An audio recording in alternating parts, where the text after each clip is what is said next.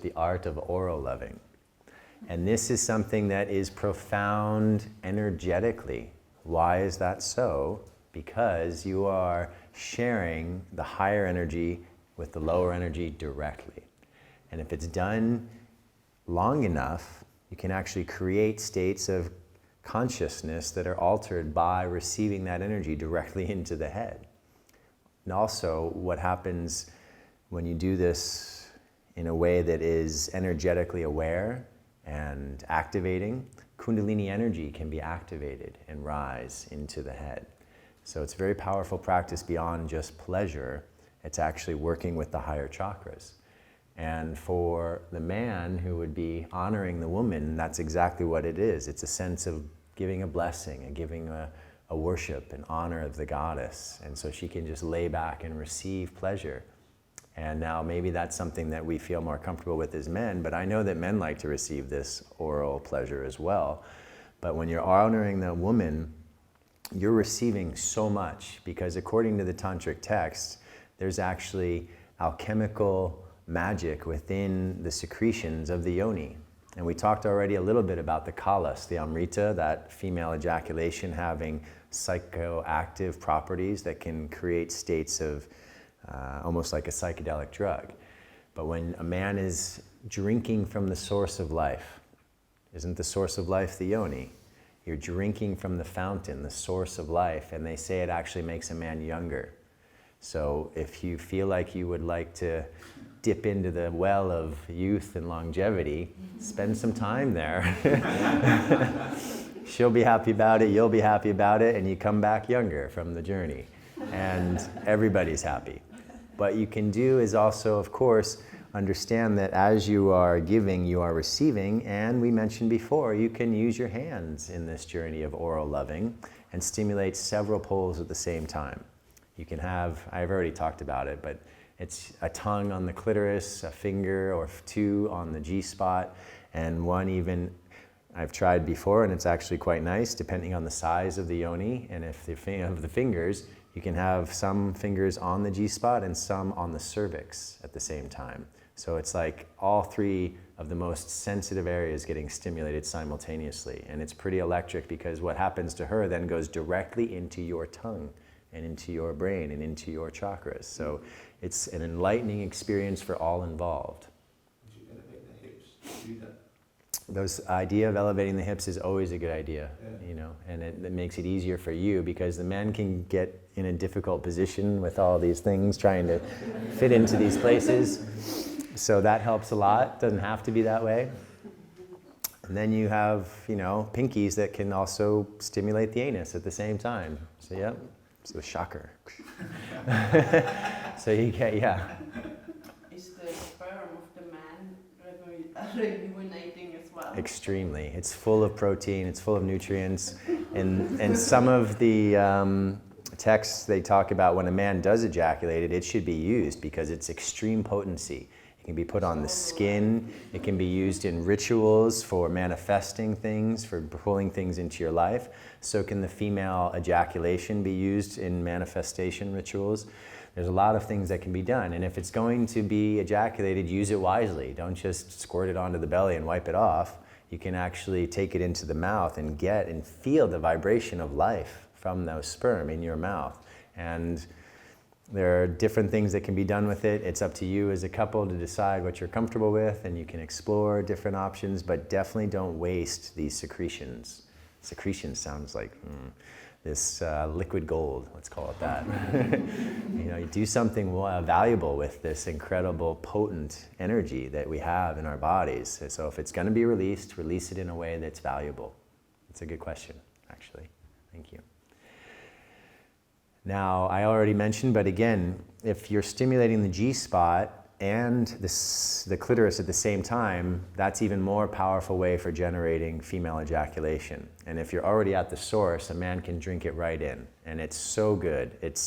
You feel an instant high as a man, and then you can also save some of it, come up and share it with your partner, and allow it to go into her mouth.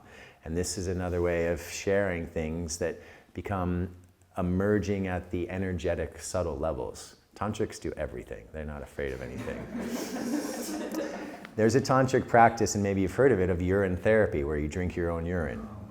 My friend does this. Yeah, I did it for many years, and it's actually really helpful and really healthful because your body's releasing all the things that it already builds for its own healing, and it's releasing some of them through the urine, and they're already assimilable, digestible immediately. You don't drink the beginning or the end because that's where the toxins would sit in the bladder, and the top or the bottom. But each morning, before you do anything else, you can have a nice cup of urine tea. It's warm and tasty. And if you have a very healthy diet, it literally actually, once you get your mind out of the way, it tastes good. And if I had a spicy dinner, it did not taste good the next day. So I'm not saying you need to do this, but the tantrics do things that are outside of the mainstream. You know, not other people are drinking their urine, but this is a science that has come from ancient times as our own healing medicine, and it's been used for thousands of years for healing. And I've read 2 different books about this type of healing, and people have cured cancer and all kinds of ailments that allopathic modern medicine could not heal, because your body is creating it for you, that medicine. It holds memory, not like your urine holds memories. Where there's damage within the body, when you drink the urine, it goes to the injured area Yeah. or whatever and start healing. Well, believe it, this is true because in cosmetic companies use urea, which is the main chemical component in urine, and then you put it on your skin because it's so good for us. And in the old days, they had queens that would bathe in the urine of young men because it was so good for the skin. I'm not encouraging anybody here to do that. If you can find some young men who are willing, then maybe go for it. But you can put it on your skin. I have a friend who's 60 and he smokes and drinks like a fish, and he looks like he's 50, and he does not take care of himself, but every morning he pees, he drinks a little, and he takes some of that pee, he puts it on his face, lets it sit there for 10 minutes, and then washes it off in the shower. And he's got no wrinkles. And he does not take care of himself. And I don't know how he does it. He said it's because of the urine. Well, he said it in different words. But anyway, there's a lot of medicine in our own bodies for our own healing. And the point I was actually going to is that after making love, I've done the practice because I tried everything. Whatever the teacher said, I tried. I said, all right, let's see what this is all about. And that's what I did for 7 years. Let's see what this is all about. After making love, you have so much hormones in your body that when you pee, some of those go into the urine, and you drink your partner's pee and she drinks your pee, and that way you're also bonding at an energetic level, but you better hope she didn't have some spicy food the night before. But this is just the idea that there are many ways to connect. Anyway, I just wanted to share that to kind of freak you out. But in Tantra, nothing is taboo at all. You know, we do all kinds of crazy stuff. So the art of oral loving is a great gift to give, but at the same time, it's a great gift to receive, right? Now, I love this picture. It's like he's tickling her heart with his tongue. And you can do circulations of energy here. You can send energy from the tongue up to her heart and then back down into your third eye through the tongue. I mean, there's all different things to do. Anything that you focus your mind on and visualize and use intention, you can create. Remember, as you visualize, so you create. And the polarity of the energy, now you have him receiving that energy from the yoni, going right into the head. Same thing, opposite way, I mentioned it, but this is really powerful. And it's not a few seconds down there and okay, I know that she likes it, so I'm going to do it for a few seconds. It's more like you're worshiping the goddess. And in Tantra, we see everything as a manifestation of the divine. So this is the goddess, this is the god, and we are worshiping that person, that god in the human form. And that body, every part of it, is part of the divine creation. So we are giving the gift of worship to our partners. And it's something wonderful to be able to sit back and take turns. Tonight it's just all for you, darling. You don't have to do anything tonight but receive. And then maybe the next night or the next time you make love, it's all about the other partner, just laying back and receiving. And it becomes the yin and yang, the balance, the dance, and it just goes deeper and deeper and deeper, pun intended.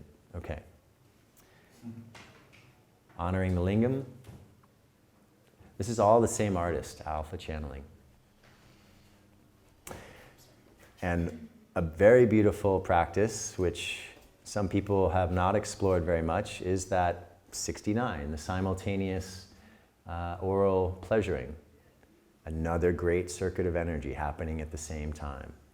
All of that lower energy, that powerful sexual energy going right into the head of both partners. And you can even focus on a circuit if you want. If you have that amount of awareness to be able to do those things simultaneously, you can literally breathe together.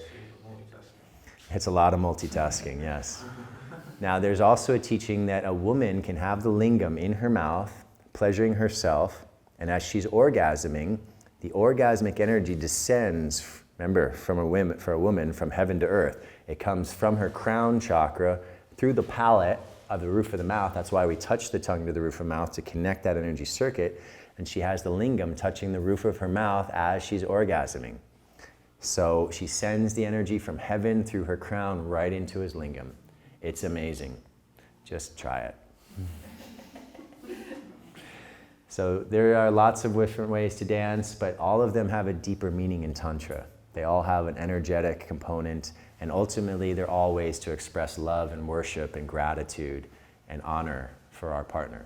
So more than just let's get off and have a great orgasm. Let's expand our consciousness and go deeper and deeper into love and that connection about oneness. It's all about merging, because ultimately these guys, the Tantrics and the Taoists, weren't just about orgasms. It's how do I reach that highest state of consciousness? How do I experience oneness that the mystics talk about? Well, I can spend 20 years trying to get there in meditation, or I can do it in one night with my partner and merge with a partner. Feminine and masculine energy, Shiva and Shakti, consciousness and energy merge, and I experience oneness. It's the easy path accessible to us that we really enjoy to go to the highest state. That's the gift of tantric sexuality. It's not just how great the orgasm is, it's how deep you can go into dissolving your ego in a state of expanded consciousness, and universal consciousness can happen through the act of making love.